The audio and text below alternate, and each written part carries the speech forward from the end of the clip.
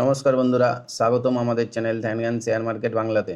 আপনারা যদি সোনার দোকানের নাম শুনে থাকেন তাহলে ললিতা জুয়েলারির নামটা নিশ্চয়ই চেনা চেনা লাগছে।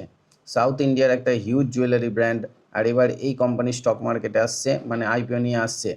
আজকের ভিডিওতে আমরা পুরো আইপিওটা ভেঙে ভেঙে দেখব কোম্পানিটা আসলে কি করে, আইপিওর দাম কত, ডেট কবে, ফাইন্যান্সিয়াল কেমন, রিস্ক কী কী, আর শেষে জিএমপি নিয়েও একটু কথা বলবো। তো ভিডিওটা শেষ পর্যন্ত দেখুন, কারণ পুরো অ্যানালিসিসটা একদম সহজ ভাষায় আমরা বুঝে নেব।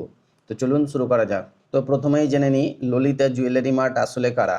এই কোম্পানিটা শুরু হয়েছিল 1985 সালে চেন্নাইয়ের টি নগর থেকে। এখন এদের 61টা স্টোর আছে 51টা শহরে, তামিলনাড়ু, অন্ধ্রপ্রদেশ, তেলেঙ্গানা, কর্ণাটক আর পুদুচেরি জুড়ে, মানে পুরোপুরি সাউথ ইন্ডিয়া ফোকাসড কোম্পানি।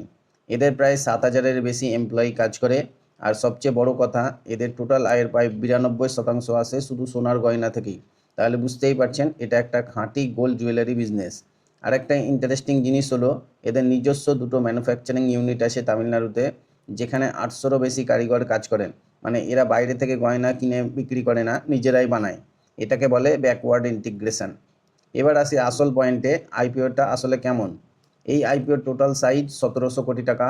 এর মধ্যে 1200 কোটি হলো ফ্রেশ ইস্যু, মানে কোম্পানি নতুন শেয়ার ইস্যু করে টাকা তুলছে। আর বাকি 500 কোটি টাকা হলো অফার ফর সেল, মানে প্রমোটার নিজের কিছু শেয়ার বিক্রি করে দিচ্ছেন। প্রাইস ব্যান্ড রাখা হয়েছে 190 থেকে 201 টাকার মধ্যে। লট সাইজ হলো 74টা শেয়ার, মানে যদি আপনি আপার ব্র্যান্ডে অ্যাপ্লাই করেন তাহলে এক লটের জন্য লাগবে প্রায় 14,874 টাকা। আর একজন রিটেল ইনভেস্টর ম্যাক্সিমাম 13 লট পর্যন্ত অ্যাপ্লাই করতে পারবেন, মানে প্রায় 1,93,362 টাকা। এবার ডেটগুলো একটু নোট করে নিন। আইপিও ওপেন হচ্ছে 17ই আগস্ট, আর ক্লোজিং হবে 19শে আগস্ট।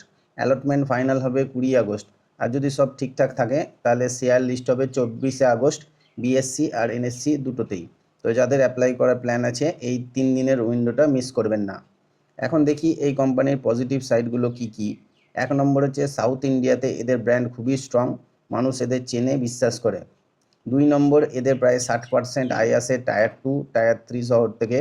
এই মার্কেটগুলোতে এখনও অনেক গ্রোথের স্কোপ আছে, কারণ বড় বড় শহরের তুলনায় এখানে কম্পিটিশান তুলনামূলকভাবে কম। 3 নম্বর হচ্ছে নিজস্ব ম্যানুফ্যাকচারিং ইউনিট থাকায় এদের কস্ট আর কোয়ালিটি দুটোই এরা কন্ট্রোল করতে পারে। 4 নম্বর হচ্ছে এদের বিজনেস মডেল হলো অ্যাসেট লাইট, মানে 61টা স্টোরের মধ্যে মাত্র 3টে এদের নিজের মালিকানায়, বাকিগুলো ভাড়া নেওয়া। এতে ক্যাপিটাল কম লাগে। আর 5 নম্বর হচ্ছে এদের জুয়েলারি সেভিং স্কিমে প্রায় 4.5 লাখ গ্রাহক আছে, যারা প্রতি মাসে টাকা জমা রাখেন। এটা শুধু কাস্টমার লয়্যালটি না, এটা কোম্পানির জন্য একরকম সুদমুক্ত ফান্ডিং সোর্সও বটে। এবার সংখ্যার দিকে একটু চোখ বুলাই। গত এক বছরে এদের রেভিনিউ বেড়েছে 48%, আর প্রফিট মানে প্যাট বেড়েছে 177%। এক বছরে প্রায় 2.5-3 গুণ। এটা সত্যিই বেশ ইমপ্রেসিভ একটা নাম্বার। আর এদের কাস্টমার অ্যাডভান্স, মানে গ্রাহকরা যে টাকা আগে জমা রেখেছেন, সেটা প্রায় 5,043 কোটি টাকা, যেটা এদের মোট আয়ের প্রায় 20%। এখন প্রশ্ন হলো, এই আইপিওর দাম কি ঠিকঠাক নাকি বেশি চাওয়া হচ্ছে। আপার ব্যান্ড 201 ধরলে পিই রেশিও দাঁড়ায় 11.14। জুয়েলারি সেক্টরে অনেক লিস্টেড কোম্পানির তুলনায় এটা কিন্তু খুব একটা বেশি না, বরং রিজনেবল বলা যায়।